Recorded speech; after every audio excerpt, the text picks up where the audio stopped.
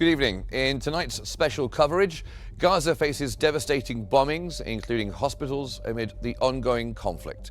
International pressures mount for a ceasefire as Lebanon navigates complex regional dynamics and Hezbollah's involvement intensifies. Then we'll discuss recent developments in Gaza and Lebanon and highlight escalating tensions. Lebanon's recent drone strikes on Israel. One of them was able to reach Caesarea and strike Netanyahu's house. It marks a significant and dangerous escalation in tensions, while Israel razed a Lebanese village to the ground. Stay tuned for this program.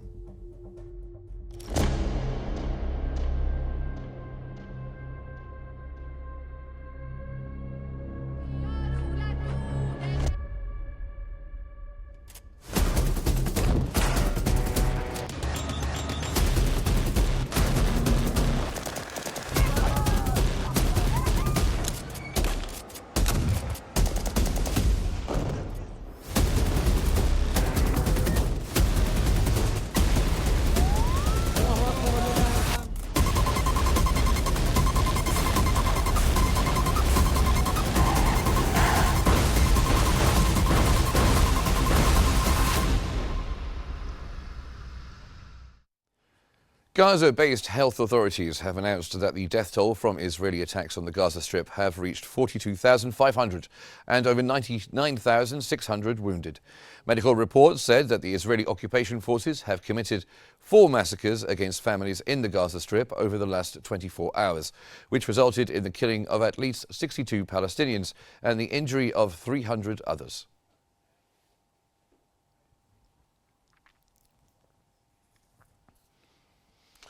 Over 30 Palestinians have been killed and more than 50 others have been injured in an Israeli airstrike in the Jabalia camp. Al-Auda Hospital in Jabalia camp reported that 20 out of the 30 killed were children and women. Palestinian local media stated that Israeli airstrikes targeted a number of houses near Nassar Junction in Jabalia camp overnight.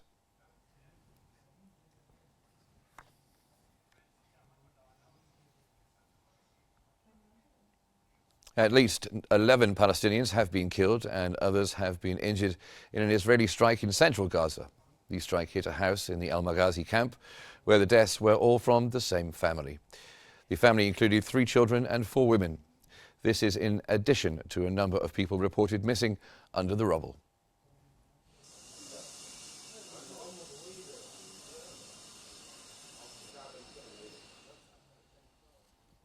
Gaza's children face a dire crisis with daily deaths, mass displacement and rising hunger amid dwindling aid.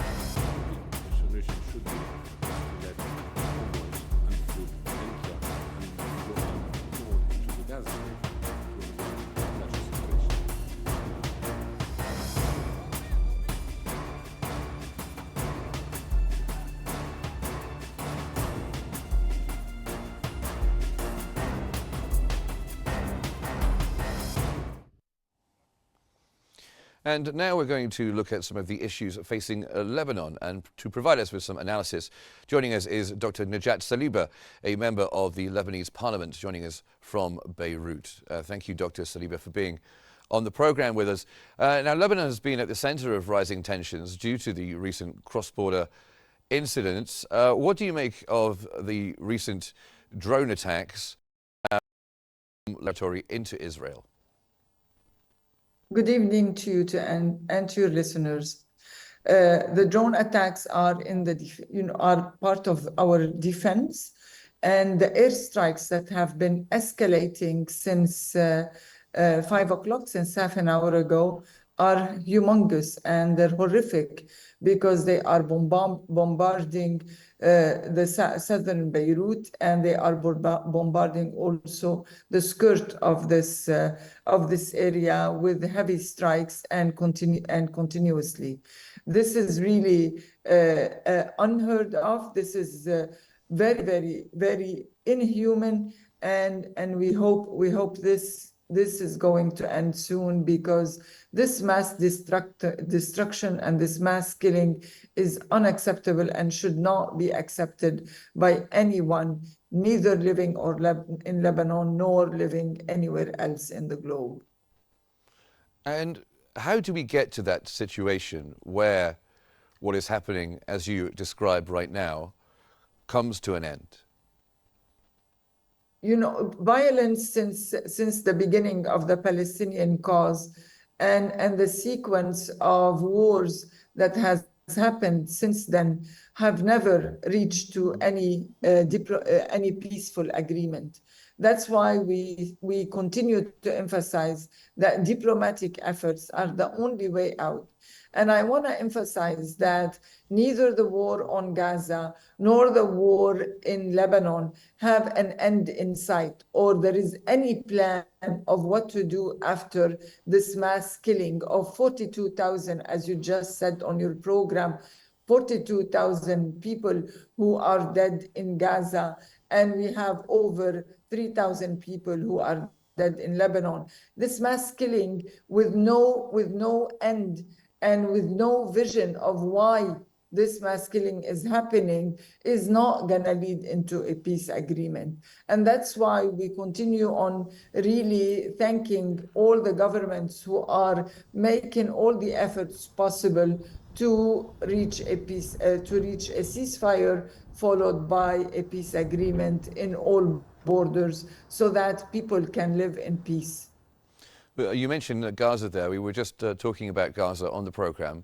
And in the light of the ongoing devastation in Gaza, especially the bombings of hospitals and civilian areas, is there a role that Lebanon can play, perhaps in advocating for humanitarian aid to be allowed into Gaza?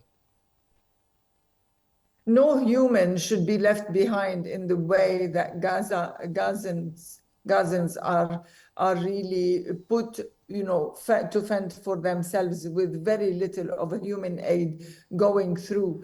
And that's very important. I mean, no matter how much human aid is coming to or is allocated to Gaza, very little is really going through the borders, because Israel is not allowing those humanitarian aids to reach to the people that are intended to do so. And that's why we call on all people all around the world to really put all the efforts possible to give the Gazans the medications that they need and the care that they need, so that they don't perish all in this small part of the world. The same thing goes to Lebanon. Unfortunately, I feel really, very, very bad to really also live through the same situation and see lots of displaced people needing shelters, needing blankets for the winter, and also needing food and medication. Unfortunately, both Palestinian people and Lebanese people are living through similar situations right now, but we really need to stress that the Gazan people have been going through this for over a year, and I think all the resources that they have had have been completely exhausted, and that's why they need an immediate care. And I would also emphasize that their needs are probably much, much higher than our needs. Well, of course, needs are needs, whether it be at different degrees or not. And there's been significant pressure from the international community for a ceasefire in Gaza and in Lebanon as well, of course. But with With President Biden pushing for one while Hamas maintains its demands, how do you view Lebanon's position in this discourse, especially with the background as it is and what's happening in Lebanon as well, and given its complex relations with both Hamas and Israel? We have to say that there are two responsibilities on the international community, especially on the US, because they are the ones who are really supporting Israel in all these invasions and supporting them with munitions and money and also backup politically. And there is also the responsibility internally in Hamas and also internal to Lebanon. So if we look at the international community, we see a lot of countries, especially the Arabic country, are doing their utmost best to really save lives and save the lives, save lives and save this and more destructions. But we also, excuse me. No, please go on. We also need to think about what we can do internally in order to also save a lot of destructions and a lot of lives to our own people. And from here, I would like to say that I hope that all political parties would rally around the state of Lebanon and not be reporting to other countries other than our own interests. And also move on to elect a president and build a strong state and put the sovereignty and the security of this country in the hands of the Lebanese army forces. So we have an internal job to play. We have a huge responsibility towards our own people and towards the sovereignty of our state. But at the same time, we would like all the Arabic states, especially that Lebanon is one of the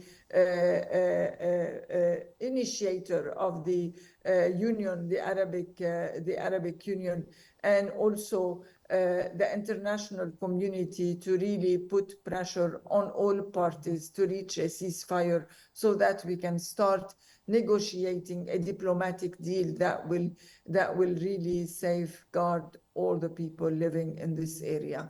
So yes, there is a role that the international community can play, a role that the Arabic countries can play, and this is a very, very important role, especially that they have been really close to Lebanon and they have stood time and time again next to the Lebanese state and helped them stay on their feet and move forward in their building of their own country. And at the same time, we should not forget that us Lebanese, we really need to stay together, stay strong, and build, and at least stay with one statement, one word towards the international community, and that is we want to protect our country. We want to really honor all the Arabic treaties as well as the international resolutions and treaties in order for us to live in peace. So the first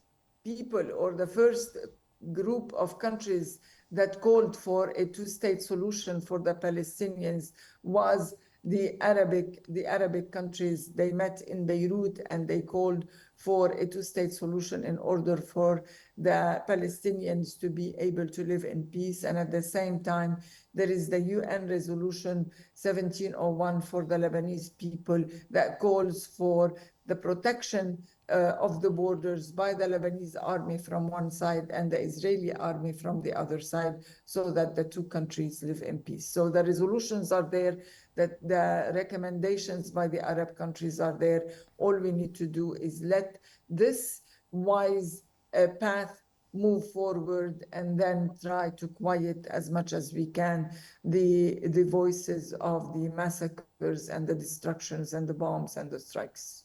Strong and powerful words, Dr. Saliba. Can I ask you about Hezbollah's involvement in the current situation, particularly involvement in the south of Lebanon? It remains a point of concern for many, with reports emerging of an extensive Hezbollah tunnel network in southern Lebanon. How do you see Hezbollah's role in the conflict, Doctor? It's very important to recognize that Hezbollah political party is part of the Lebanese fabric, it's part of the Lebanese population, and we would like Hezbollah to continue exercising their role as a political party, but we are completely against Hezbollah holding arms separately from the Lebanese army forces. They cannot create a state within a state. They have to be under the Lebanese state they have to become part of the fabric of this country, all together moving towards building a country that takes care of its border and does not threaten other countries at the same time. Not that not that I'm saying that we don't want to threaten the Israeli border. We want Israelis also to be honoring the UN Resolution 1701. We want them to also stop using Lebanon as a battleground for them to put pressure on other countries in the region. But we also, again, we need to assume our responsibilities internally and ask Hezbollah to become part of the government, and all together, we can make the decision of war and peace, and we can all stand side by side to protect our countries from any future invasions. Thank you very much, Dr. Najat Saliba, a member of the Lebanese Parliament, joining us from Beirut. Thank you very much for being on the program. Now, Israeli Prime Minister Benjamin Netanyahu's spokesperson has confirmed that a drone was launched towards Netanyahu's residence in the northern town of Caesarea.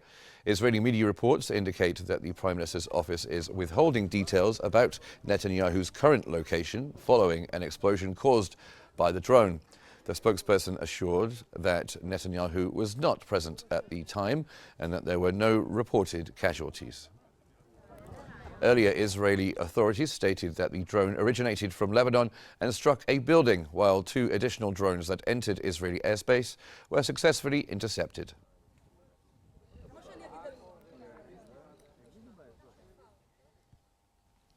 Rockets have been intercepted over Haifa in northern Israel, with smoke seen there. Sirens sounded across Israel in the morning, warning of incoming fire from Lebanon, as a drone was launched toward Israeli Prime Minister Benjamin Netanyahu's residence.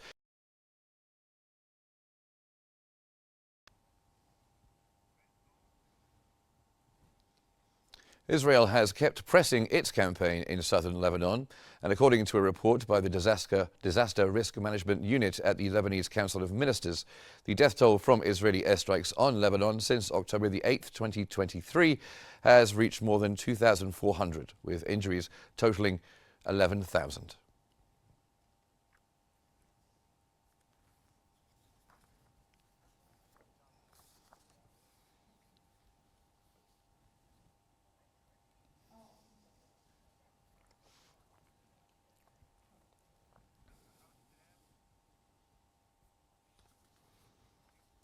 Now, for a discussion about these developments and the ongoing war in general, joining us is Major General Habis al-Sharoof, the director of the Palestinian Institute for National Security Research, and joining us from Jerusalem. Major General, thank you for being on the program. We've seen recent developments where drones were fired from Lebanon into Israel, with one striking in Caesarea. How do you assess this escalation in terms of security dynamics between Lebanon and Israel, and what impact do you think it will have on broader regional stability?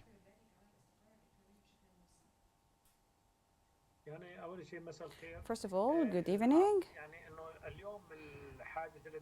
Today's incident that took place this morning and the drone, it means one way or another that Hezbollah has a real bank of gold. Hezbollah now escalates its war against Israel. At the beginning, it only targeted the military areas or the military camps. But it seems now that Hezbollah took control again and reposed itself. That's why it wanted to send a message to Israel. We know your places, we can hit you inside your home. Netanyahu, you're killing civilians, you're displacing the Lebanese people. We have weapons and we can hit you inside your house. We know when and how to hit. That's why Hezbollah now is in a phase of control over the situation that is different from the past. It delivered a message to Netanyahu that he killed all the leaders of Hezbollah. However, Hezbollah is a strong party that possesses power, and it can continue in the war and in the battle, and it can be on an equal foot with Israel. This was a very bold move, Major General, wouldn't you agree? What do you think the Israeli response to a direct threat against Netanyahu will be?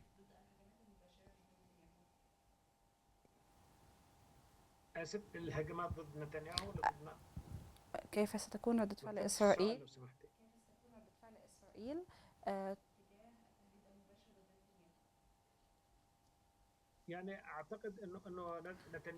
I believe that Netanyahu will respond in a very powerful way. Let's not forget now that the Israelis now are fully convinced that it is a war. Israeli powers and parties are unified behind Netanyahu and the government. This is the government of the right wing, the extreme government. And the first time in the history of Israel, there is no left wing or anyone who opposes the war, because Netanyahu could convince the Israelis that the Middle East axis, or the Middle East states led by Iran, as he said, all of them want the destruction of Israel. That's why we are in an existential war in which we have to continue fighting to destroy this power.